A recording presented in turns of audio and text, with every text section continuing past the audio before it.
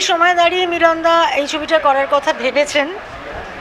প্রথমেই জানাবো মিলনদাকে স্যালিউট, সেই সাহসটা দেখাতে পেরেছেন, যেটা আমরা অনেকেই অনেক কিছুভাবে সাহস দেখাতে গিয়েও বাধাপ্রাপ্ত হয়েছি বিভিন্নভাবে। বাড়ি থেকেও বলা হয়েছে চোপ, এ বিষয়ে কথা বলো না। তো আমি খুব মজা পেয়েছিলাম যখন মিলনদা এই বিষয় নিয়ে ছবি করতে চাইলেন এবং আমাকেও ডাকলেন, কারণ খুব জরুরি সাবজেক্টটা। এমন নয় আমরা কেউ কিচ্ছু জানি না, এমন নয় যে এটা আগেও ঘটেনি, এমন নয় যে ছবিটা হয়েছে বলে ভবিষ্যতে কখনো ঘটবে না। কিন্তু ছবি আমাদের ওই একই কথা রামকৃষ্ণদেব বলেছেন যে থিয়েটারে লোকশিক্ষা হয়।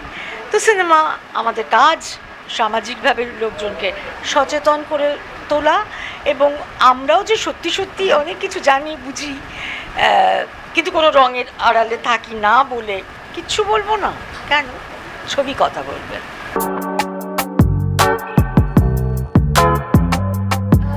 ছবিটা তো মানে অন্য সব ছবি থেকে একদম অন্যরকম, কারণ এমন একটা ঘটনা নিয়ে এই ছবিটা যেটা খুব বেশি দিনের পুরনো ঘটনা নয়, এবং কোথাও না কোথাও আমরা সবাই এই ঘটনাটা যে মানে the length of the terror and the length of the inhumanity what we saw, it's crazy, it's insane. মানে একজন মানুষের পক্ষে এটা হওয়া সম্ভব? একজন মানুষ এরকম মানে তার অ্যানিমালিস্টিক মানে অ্যানিমাল ইনস্টিংক্টটা একটা মানুষের এতটা লেভেলে হতে পারে, এই হাইটে হতে পারে, সেটা না মানে এটা সত্যি না দেখলে বিশ্বাস করা যায় না। মানে we always say না that truth is stranger than fiction, but it's actually that.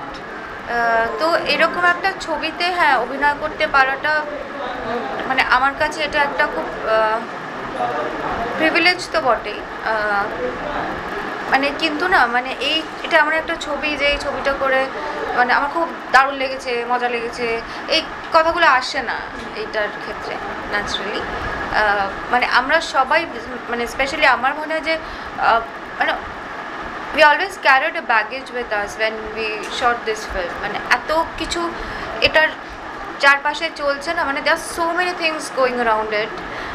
এবার আমরা সেই সময়টা যখন শুটিং করছিলাম জাস্ট তার কয়েক মাস আগেই এই ঘটনাটা ঘটেছে, তো সব মিলিয়ে খুব মানে ডিস্টার্বিং একটা ব্যাপার ছিল আর কি। মানে we didn't like doing what he did, মানে we didn't enjoy doing what he did that way. We didn't feel happy doing what we did. We did everything with a heavy heart. তো সেটাই হয়েছে। আসলে কি হয়েছে, প্রশ্ন ছবিটা আমরা সবাই জানি, গল্পটা এখনও তো চলছে। আমাদের ছবিটা শেষ হয়ে গেছে কিন্তু প্রশ্নের গল্প এখনও শেষ হয়নি। তো আমরা তো বিভিন্নভাবে মাদের দেখতে পাই, মাদের কষ্ট করা, মাদের পাশে থাকার চেষ্টা করাটা দেখতে পাই, তারপরে যখন পারেন না তখনও দেখতে পাই। তো ন্যাচারালি ছবিটার এমনই সাবজেক্ট ছিল যে এখন যে আমরা বেশ পায়ের ওপর পা তুলে কথা বলছি, আমার মনে হয় প্রশ্ন ছবিটা করার পরে কোনো কথা বলার অবস্থা থাকে না। মানে আমার শুটিং করতে করতেও ভীষণ ভারী ছিলাম ভেতর থেকে, যদি সত্যি সত্যি ফিল করে আমরা ক্যারেক্টার করার চেষ্টা করে থাকি তাই। এবং ডাবিংয়ের সময় ইকুয়ালি আমার ভীষণ কষ্ট হচ্ছিল বুকে, কারণ আবার রিক্রিয়েট করতে হচ্ছিল সিনগুলোকে। তো এটা একটা যুদ্ধের গল্প, লড়াইয়ের গল্প, যে গল্প সমাজে চলবে, কিন্তু সচেতন থাকতে হবে, সংখ্যা কমাতে হবে। নিশ্চিহ্ন হয়েছে জীবাণুর ছবি দেখানো হয়, একটা অন্ত থেকে যায়, সেই একটা দুটো থাকবে কিন্তু অনেকটা না থাকুক। প্লিজ সবাই মিলে একটু সচেতন।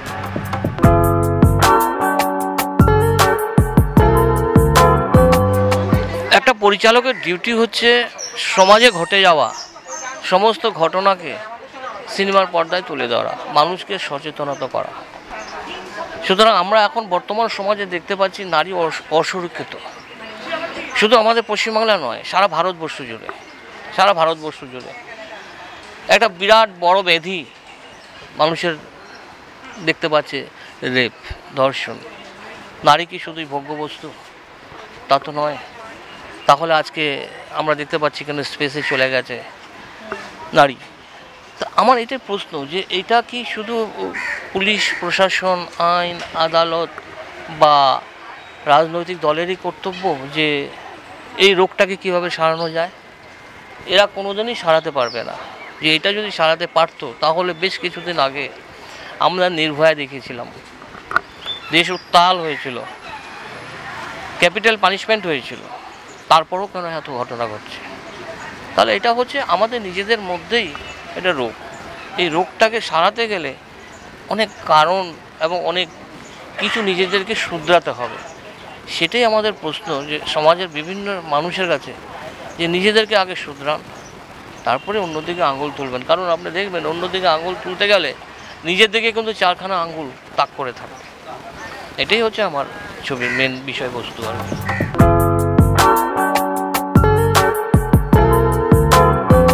আমি বেশি কিছু বলবো না, শুধু এটাই বলবো যে এটা একটা কারেন্ট টপিকের উপরে গল্প, আপনারা সবাই জানেন, আমিও জানি।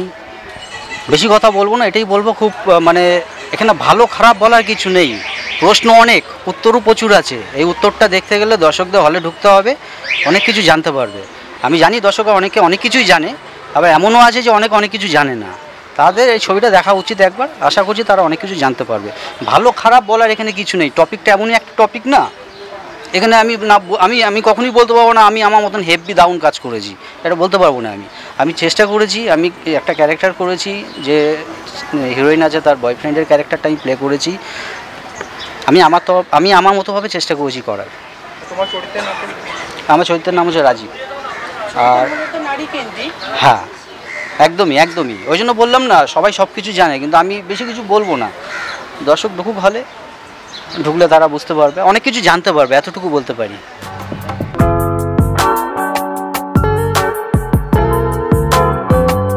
টলিউড ফোকাস কলকাতা চ্যানেলটি আপনাদের ভালো লেগে থাকলে লাইক করুন, সাবস্ক্রাইব করুন এবং আপনাদের পছন্দের ভিডিওটি অবশ্যই শেয়ার করুন। Tollywood focus Kolkata.